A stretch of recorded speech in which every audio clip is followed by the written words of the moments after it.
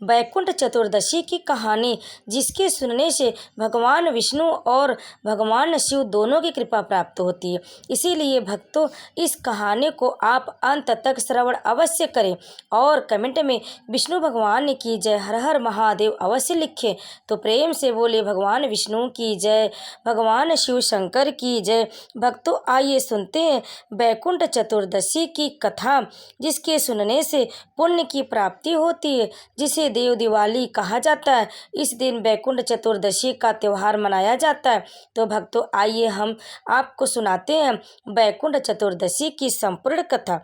वैकुंठ चतुर्दशी की पौराणिक कथा के अनुसार एक बार की बात है, नारद जी पृथ्वी लोक से घूमकर वैकुंठ धाम पहुंचते हैं। भगवान विष्णु उन्हें आदर पूर्वक बैठाते हैं और प्रसन्न होकर उनके आने का कारण पूछते हैं।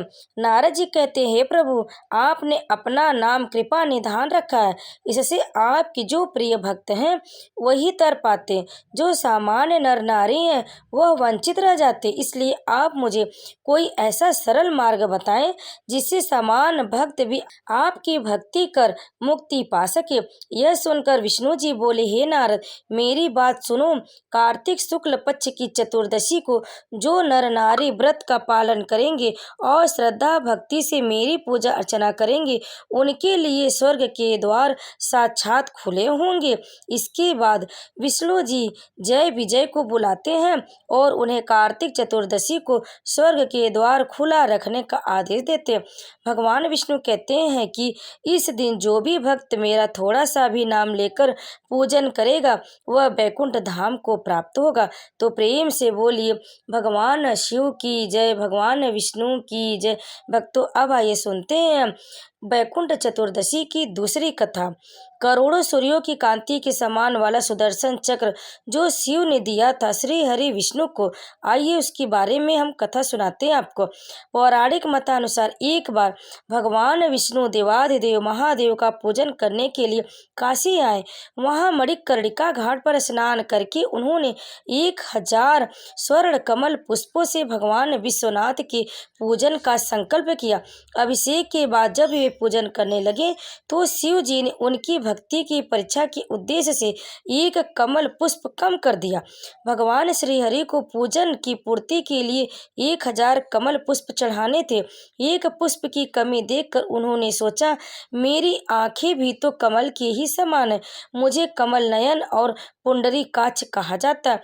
यह विचार कर भगवान विष्णु अपनी कमल समान आंख चढ़ाने को प्रस्तुत हुए। विष्णु जी इस अगाध भक्ति से प्रसन्न होकर देवाधिदेव महादेव प्रकट होकर बोले, हे विष्णु, तुम्हारे समान संसार में दूसरा कोई मेरा भक्त नहीं है। आज की यह कार्तिक शुक्ल चतुर्दशी अब वैकुंठ चतुर्दशी कहलाएगी और इस दिन व्रत पूर्वक जो पहले आपका पूजन करेगा उसे वैकुंठ लोक की प्राप्ति होगी।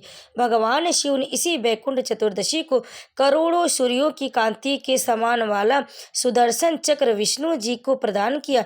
शिव जी तथा विष्णु जी कहते हैं कि इस दिन स्वर्ग के द्वार खुले रहेंगे। मृत्यु लोक में रहने वाला कोई भी व्यक्ति इस व्रत को करता है वह अपना स्थान वैकुंठ धाम में सुनिश्चित करता है। तो प्रेम से बोले भगवान विष्णु की जय, भगवान शिव शंकर की जय। अब आइए सुनते हैं वैकुंठ चतुर्दशी की तीसरी कथा। धनेश्वर नामक एक ब्राह्मण था जो बहुत बुरे काम करता था। उसके ऊपर कई पाप थे। एक दिन वह गोदावरी नदी में स्नान के लिए गए। उस दिन वैकुंठ चतुर्दशी थी।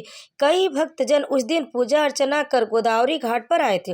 उस भीड़ में धनेश्वर भी उन सभी के साथ था। इस प्रकार उन श्रद्धालुओं की स्पर्श के कारण धनेश्वर को भी पुण्य मिला। जब उसकी मृत्यु हो गई तब उसको यमराज लेकर गए और नरक में भेज दिया। तब भगवान विष्णु ने कहा, यह बहुत पापी है, पर इसने वैकुंठ चतुर्दशी के दिन गोदावरी स्नान किया और श्रद्धालुओं के पुण्य के कारण इसके सभी पाप नष्ट हो गए, इसलिए इसे वैकुंठ धाम मिलेगा। अतः धनेश्वर को वैकुंठ धाम की प्राप्ति हुई। इसीलिए भक्तों, वैकुंठ चतुर्दशी के दिन इस कथा का श्रवण करना चाहिए। इस कथा के श्रवण करने मात्र से भी वैकुंठ की प्राप्ति होती है। तो भक्तों, प्रेम से बोलिए भगवान शिव की जय, भगवान विष्णु की जय। भक्तों, इस बार 2025 में 4 नवंबर को बैकुंठ चतुर्दशी का त्यौहार मनाया जा रहा है। बैकुंठ चतुर्दशी के दिन भगवान भोलेनाथ और भगवान विष्णु की पूजा एक साथ की जाती, इसलिए इस दिन का खास महत्व माना जाता है कि इस दिन दोनों देवताओं की पूजा करने से जीवन में सुख समृद्धि और शांति बनी रहती। इस दिन अगर व्यक्ति पूरी श्रद्धा भाव से पूजा करता है तो उसकी समस्त कष्ट दूर होते, साथ ही सब कुछ मनोकामनाएं पूरी होती हैं और उसे बैकुंठ लोक की भी प्राप्ति होती। तो इस साल कार्तिक पूर्णिमा 5 नवंबर को, ऐसे में इसी दिन देव दीपावली का भी पर्व मनाया जाएगा। 5 नवंबर को देव दीपावली मनाया जाएगा। भक्तों, आप देव दीपावली के एक दिन पहले बैकुंठ चतुर्दशी के दिन विधिवत श्रद्धा के साथ आप भगवान विष्णु और भगवान शंकर की पूजा करें और इस व्रत कथा का श्रवण करें। भक्तों, यह कथा हमें यही सिखाती है कि सच्ची भक्ति में त्याग और समर्पण ही मुख्य है। विष्णु जी ने अपने देवत्व का अहंकार नहीं किया, बल्कि भक्ति में स्वयं का अर्पण कर दिया। बैकुंठ चतुर्दशी का यह संदेश है कि जो मनुष्य अहंकार त्याग कर श्रद्धा से दोनों देवों की उपासना करता है, वह भौतिक बंधन से मुक्त हो बैकुंठ धाम को प्राप्त होता है। बैकुंठ चतुर्दशी व्रत का फल यह है कि इस दिन काशी में गंगा स्नान, शिवलिंग का अभिषेक और विष्णु पूजन अत्यंत फलदायी माना गया। ऐसा कहा गया है कि इस दिन स्वर्ग और बैकुंठ के द्वार खुले रहेंगे। जो मनुष्य श्रद्धा से व्रत करता है उसे जीवन में धन, शांति और मोक्ष तीनों की प्राप्ति होगी और भगवान शिव और भगवान विष्णु की दोनों लोक की कृपा प्राप्त होगी। तो भक्तों, कथा को अंत तक सुनने के लिए आप सभी का बहुत बहुत धन्यवाद। आप सभी को बैकुंठ चतुर्दशी की हार्दिक शुभकामनाएं।